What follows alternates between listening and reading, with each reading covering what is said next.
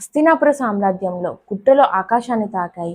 ధర్మమే శ్వాసగా బ్రతికే పాండవులను అంతం చేయడానికి దుర్యోధనుడు పన్నిన అత్యంత క్రూరమైన వ్యూహం లక్షగృహం. వారణావతంలో లక్కతో నిర్మించిన ఆ భవనం నిద్రపోతున్న పాండవుల పట్ల అగ్గి సమాధిగా మారింది.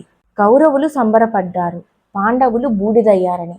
కానీ సత్యం ఎప్పుడు నివురుగప్పిన నిప్పు లాంటిది. మహాజ్ఞాని విదురుడి హెచ్చరికతో ఆ భవనం కింద తవ్విన రహస్య స్వరంగం ద్వారా పాండవులు ప్రాణాలతో బయటపడ్డారు. గాఢాంధకారంలో గంగానదిని దాటి తన ఉనికిని ప్రపంచానికి తెలియకుండా దాస్తూ అజ్ఞాతవాసం కోసం దట్టమైన హిడింబి వనంలోకి అడుగుపెట్టారు. అలసిపోయిన కుంతీదేవి, నలుగురు పాండవులు ఒక పెద్ద మర్రి చెట్టు కింద గాఢ నిద్రలో ఉన్నారు.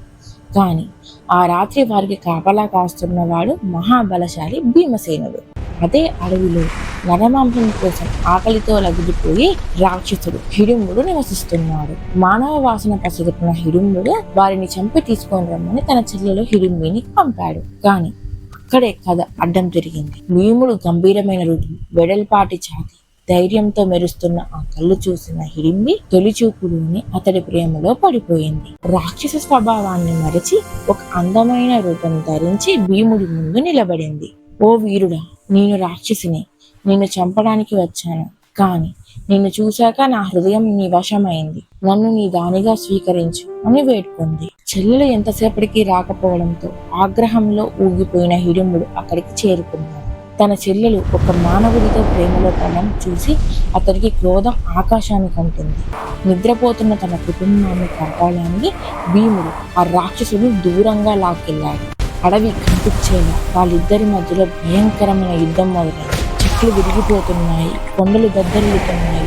హిడింబి తన అన్న చావుని కోరుకోలేదు, కానీ ధర్మం వైపు నిలబడిన భీముని గెలుపు ఆశించింది. చివరికి భీముడు తన అపారమైన బలంతో ఆ రాక్షసుడి గుండెను చీల్చి సంహరించాడు.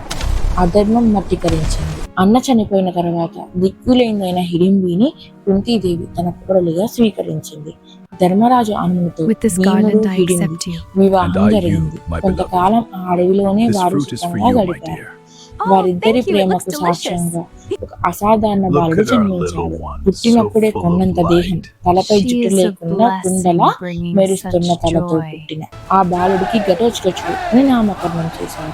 రాక్షస రక్తం ఉన్న కారణాన పుట్టిన క్షణంలోనే అతను మహావీరుడుగా, యవ్వనవంతుడిగా మారిపోయాడు. కాలం గడిచింది. పాండవులు తమ లక్ష్యం కోసం ముందుకు సాగాల్సిన సమయం వచ్చింది. భార్య బిడ్డలను అడవిలోనే వదిలి వెళ్లాల్సి వచ్చినప్పుడు భీముడి మనసు భారమైంది. అప్పుడు ఘటోత్కచుడు తన తండ్రి పాదాలను నమస్కరించి ఒక మాట ఇచ్చాడు.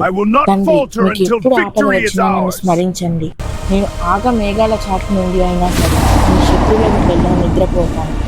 అన్నమాట ప్రకారమే కురుక్షేత్ర మహాసంగ్రామంలో కర్ణుడి అమోఘమైన శక్తికి తన ప్రాణాలను సైతం ఎదురు నిలబెట్టి పాండవులను కాపాడాడు ఈ మహావీరుడు.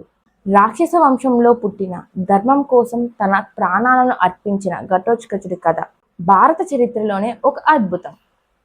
మరిన్ని ఇలాంటి వీడియోల కోసం ఛానల్ని ఫాలో చేయండి. జై శ్రీకృష్ణ.